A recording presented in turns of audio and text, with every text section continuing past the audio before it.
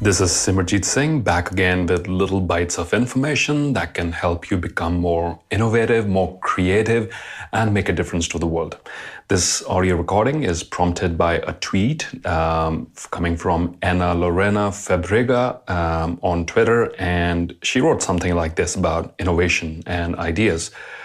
She wrote, "Adults who aren't afraid to fail were once kids who didn't get punished for experimenting with their ideas. Adults who aren't afraid to fail were once kids who didn't get punished for experimenting with their ideas." Now, this is beautiful, and I can completely relate to that.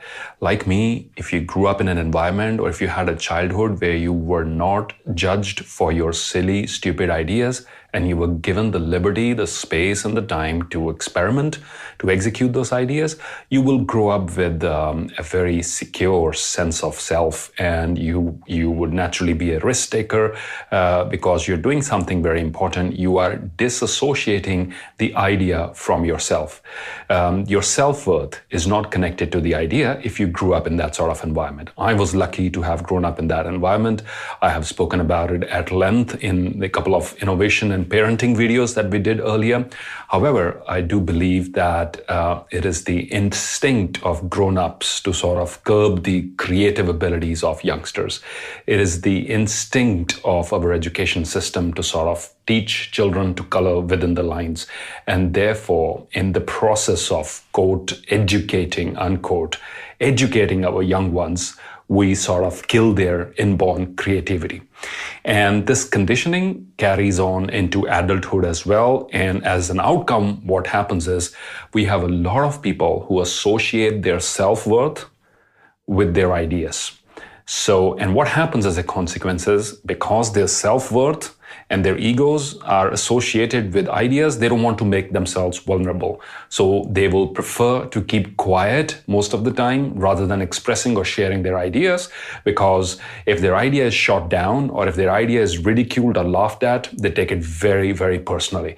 It's sort of directly aimed at their self-worth. That's how vulnerable they are, and therefore they're not as creative as other folks. So I want to take a little deep dive into this topic and begin by saying that your ideas are not a representation of your self-worth. I think this is worth repeating. Your ideas, my friends, are not a representation of your self-worth. They're just ideas.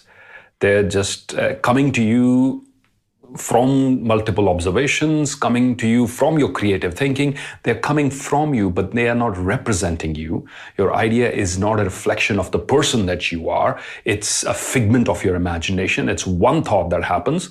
Now, once you achieve this separation, once you're able to separate your self-worth from your ideas, you will no longer fear to express your ideas, and nor will you get defensive if your ideas are rejected or ridiculed by others. Simple reason why? Because your ideas have been rejected, not you. Your brain is trained to think that way, that it's my idea that's been laughed at, not me, and I can come up with a better idea. Or you could think, these people don't understand this, and that's why they're laughing at it.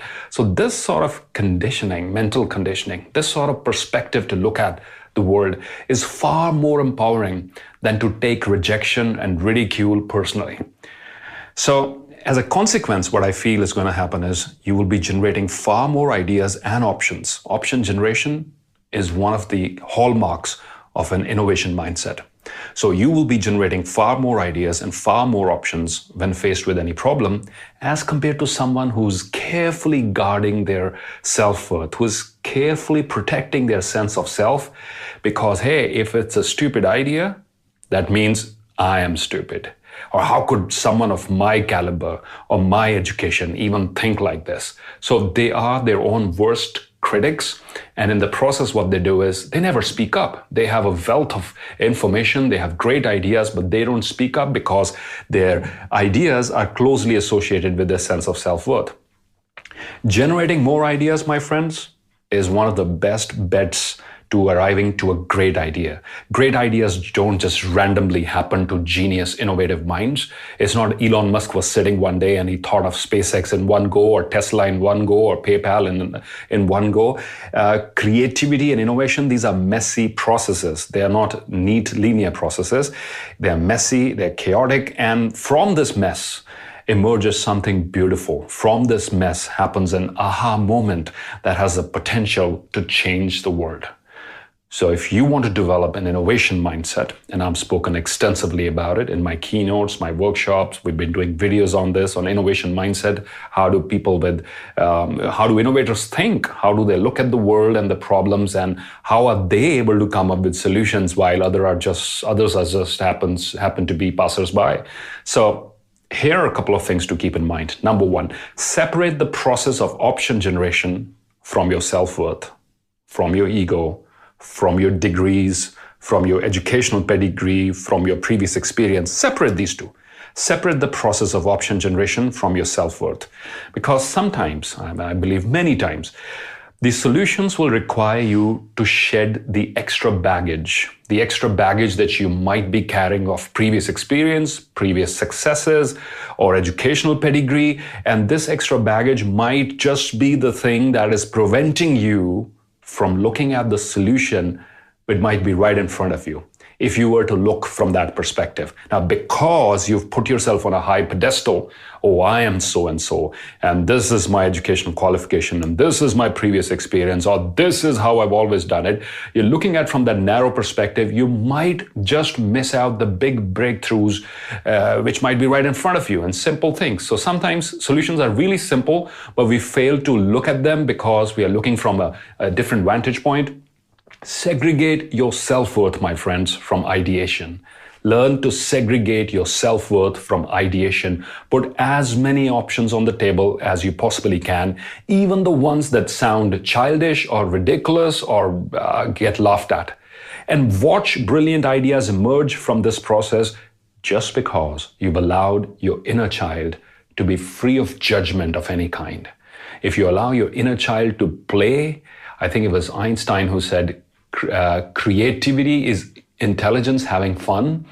So if you allow your inner child, this know-it-all, this inner spirit, if you allow this inner spirit to play, and if you are able to give your inner child this sense of psychological safety, that your ideas are not a representation of you, they come from you, but they don't define you, and then your inner child is free of judgment, and watch brilliant ideas emerge from that process. So I feel this vantage point of inner psychological safety is a great gift you can give yourself if you want to develop an innovation mindset. You will be far more creative, far more likely to come up with creative breakthroughs than you would be from a position of emotional vulnerability.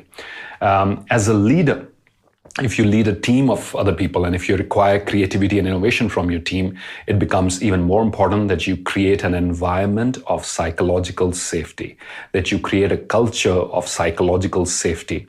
How? For everybody, so that they can all come up with their ideas without hesitation, without judgment. And you can do that by propagating time and again the disassociation of idea generation from the self-worth of your employees. Once your employees feel safe that that my idea is not a representation of my self-worth, or my boss is not going to think less of me if I share this suggestion, you will feel far more ideas are coming to the table. And as a leader, you will have far more options available. And as an innovator, you will be able to execute far more easily just because you have more options available. So I do hope this short audio recording was helpful in terms of developing an innovation mindset. We have a whole playlist on YouTube, which you can look up by using the hashtag innovation mindset, which is of live recordings as well as studio recordings around the subject of innovation and around the subject of training your mind to think more creatively and to innovate and to execute more ideas. I believe, my friends, that this innovators they hold the key to some of the biggest problems that humanity faces. I'm deeply very passionate about this subject because I believe that we all have within us the ability to make a difference to the world and to contribute to some of humanity's biggest problems. Thank you so much. I hope this short recording was useful. Thanks. Bye-bye.